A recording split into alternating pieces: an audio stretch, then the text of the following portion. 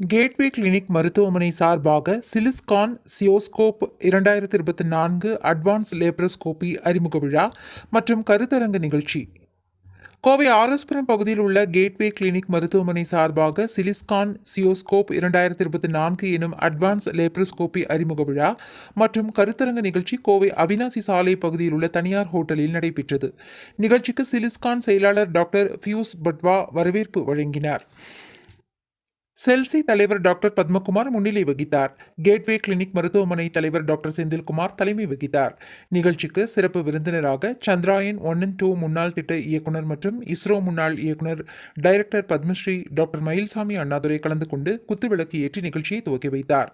உடன் வேதநாயகம் மருத்துவமனையின் நிர்வாக இயக்குனர் doctor Kandasamy, New Delhi AIIMS doctor VK. Bansal, S J. சிலிஸ்கான் இணைச் செயலாளர் டாக்டர் கார்த்திக் ஆகியோர் உடன் இருந்தனர்.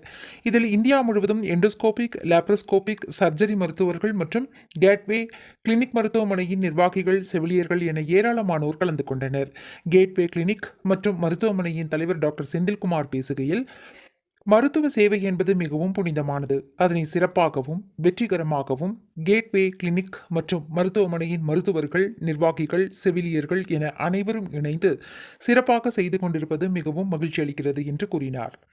தொடர்ந்து இஸ்ரோ முன்னாள் இயக்குனர் பத்மஸ்ரீ டாக்டர் மயில்சாமி கருத்தரங்கில் சிறப்புரையாற்றிய மருத்துவர்கள் மற்றும் கேட்வே கிளினிக் மருத்துவமனையில் சிறந்த பணியாற்றியவர்களுக்கும் விருதுகளை வழங்கி பாராட்டுகளை தெரிவித்தார்.